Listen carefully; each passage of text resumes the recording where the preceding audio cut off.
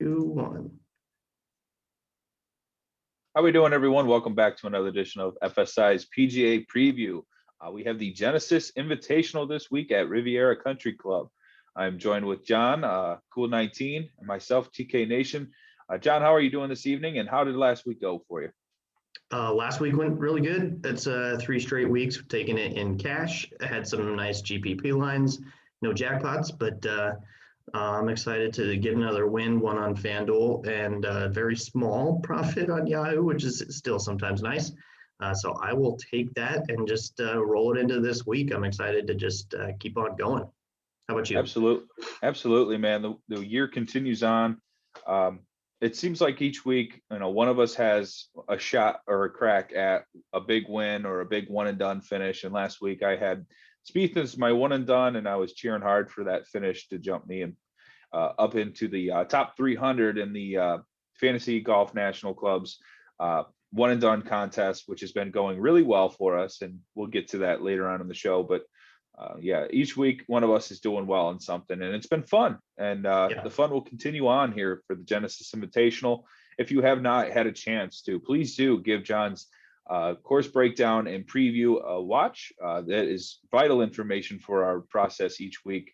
I watched it earlier today while starting out my research, and John, well done on that. And as always, give that a like and subscribe. But yeah, let's get going in some picks. We have our favorite plays on the board, and I'll talk briefly here about my favorite play, that being Patrick Cantlay. He is a local golfer, as you can see, from UCLA. He is a guy that won at Sherwin Country Club earlier. I believe that was the CJ Cup earlier in the swing season. He has a lot of good vibes coming into this week with back-to-back top fives.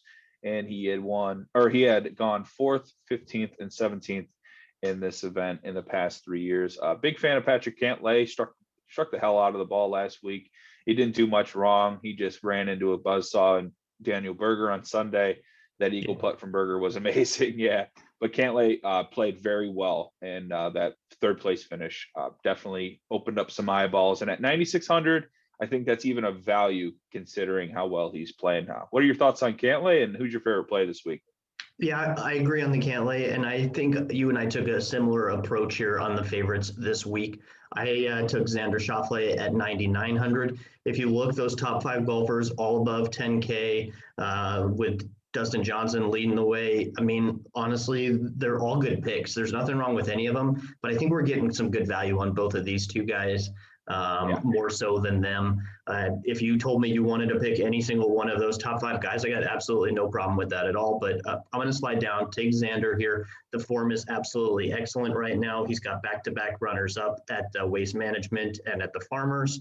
The course history is really good, 9th place, 15th, and then 23rd last year. So all top 25 finishes. And then just looking at the little bit more extended form over his last 12 events, 8 of those he's top 10 and 3 of those runners up. So I'm liking the form a whole lot here on Xander. The stats line up too. He's 35th on approach, but 2nd in bogey avoidance, 2nd in short game, and he's great on these POA greens. So there's a lot to like there on Xander. Again, I think you and I both are in the same page here of value on these two guys. They're good values, even though, yeah, Dustin Johnson's more likely to win, but not by much. And the price is significant. For cash games, it's simple. You want 6 of 6 golfers, and you want a couple guys that finish inside the top 10. And I think both of these guys are viable options for just that. And we'll allude to some value next up here to kind of round out those cash games. James Hahn is going to be my first value pick at 7,500. 150 to 1 for the bettors out there. He did win this event in 2015.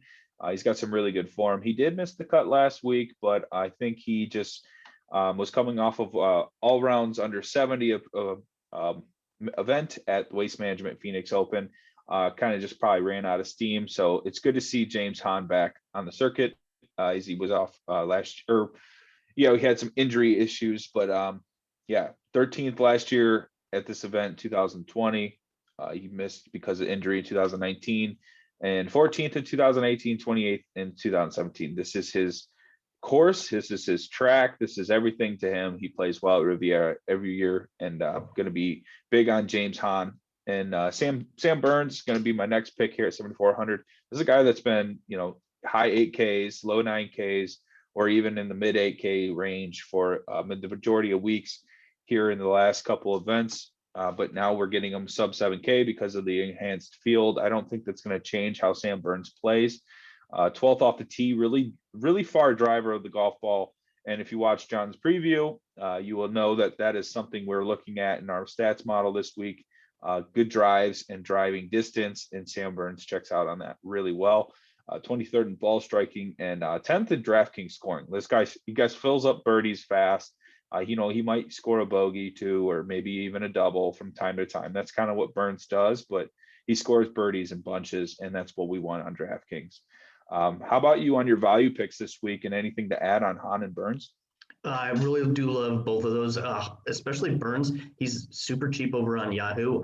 I don't know what it is. Yahoo's algorithm has always been messed up for Sam Burns. Every single week, he's underpriced, and I play him in my cash lineup over there almost every single week. And for the most part, it hasn't disappointed. He does have that one miscut a little ways back, but more often than not, he far exceeds his price on the value there. So I like that a lot. But for me, Cameron Tringale is my first pick here for value. 7,600. He's 100 to 1 odds. Finished 7th last week. He had a really, really good week. 3 straight top 20s on the tour here. And he's played the Genesis 9 times. So I like that a whole lot. The course history, although he's not been at the top of the leaderboard, super familiar here. Just one missed cut in those 9 appearances, and he was 30th last year. The stats though line up really well for him. 10th in his short game, 10th bogey avoidance, 21st on approach. He's top 30 good drives gained, so a lot to like here for Cameron Tringale. I think he's going to be pretty popular at this price, but not as popular as Carlos Ortiz. This guy is a favorite amongst a lot in the industry. 7,800 is just way too low of a price for him. Absolutely. For the quality of golfer you're getting here. 90 to 1 odds. The POA putting is absolutely fantastic. I have him on his last 100 rounds on POA, 4th in this field.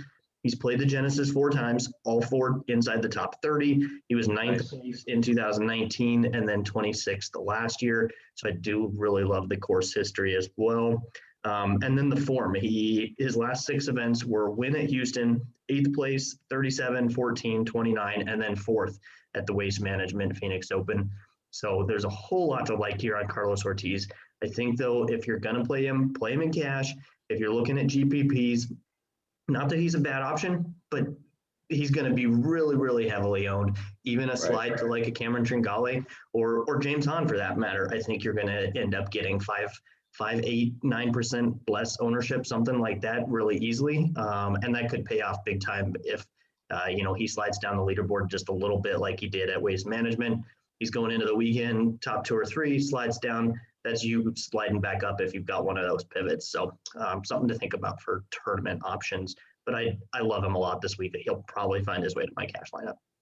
Absolutely. Carlos Ortiz is an incredible pick this week. And we were blessed with the 7,800 price tag. And hopefully for him, he could put it all together and find himself on the winner's circle, in the winner's circle at 90 to 1. A betting guy would probably be loving that cash out. He's probably would have been my first click. I can't do sports betting here in Minnesota, but absolutely that would be my tip if I was given it.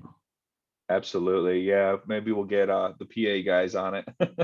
Yeah. Or make a little drive over across state lines. I do live close. I'm 45 minutes. I can always make the drive if really needed. But we can start talking about some sleepers here, some guys in the back end of your lineups that you could help fill out your rosters. I do like Chez Reavie at 250 to 1. He was 10th last year in 2020, and he was 12th last week. He is a guy that is volatile for the miscut. Definitely not a guy to lean in and cash. This is a GPP dart, not an overly exposed GPP play as well. But I do like the upside that Reavie can have when he does make cuts. He does finish near the top. Usually a guy that starts out really well.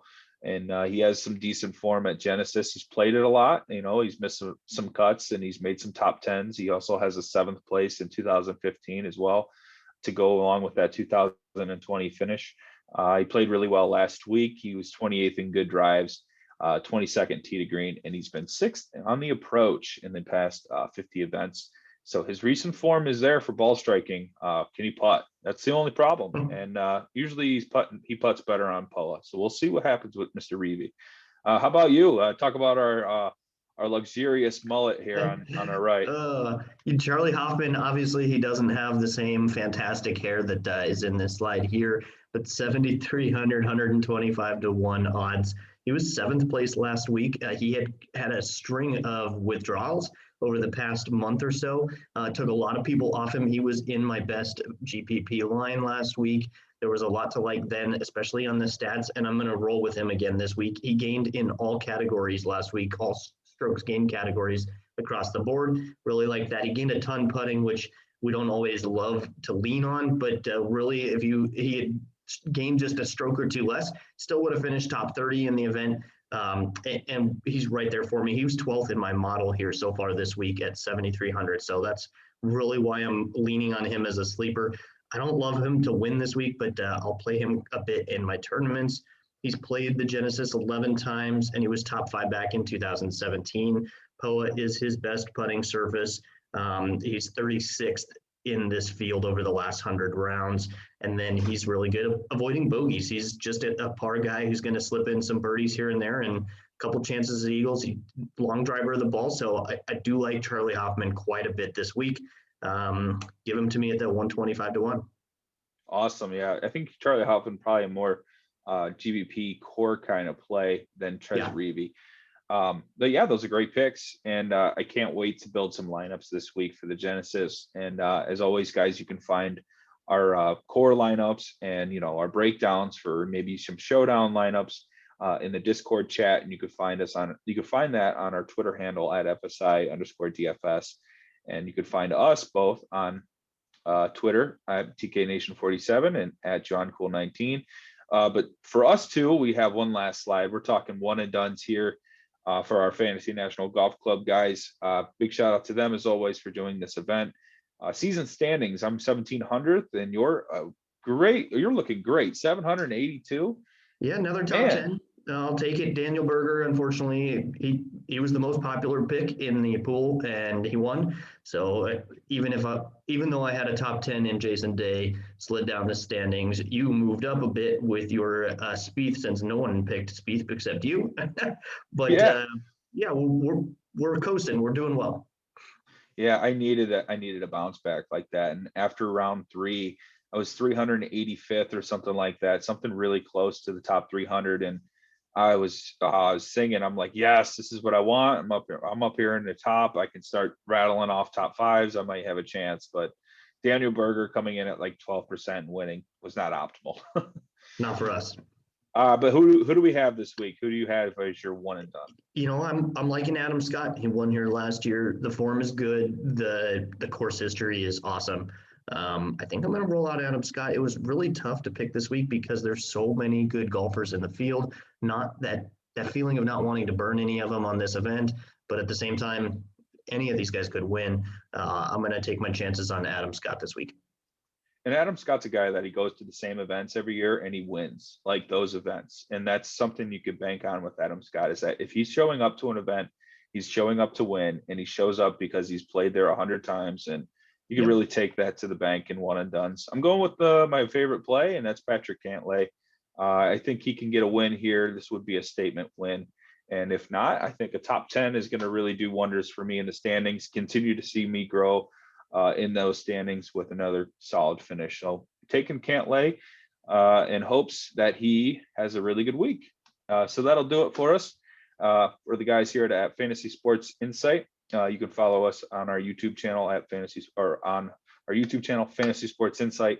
You can follow us on Twitter, as mentioned, and our website at fsidfs.com. Please like the video, comment below if you have any comments, and you can join our Discord off our Twitter handle. John, anything else to add for the boys? I think that's it. Let's get after it again this week. Keep the heater rolling. That's right. Beard is shaved. It is a fresh new start for me in the lineups. So everyone, thank you for tuning in and have a good night. Peace.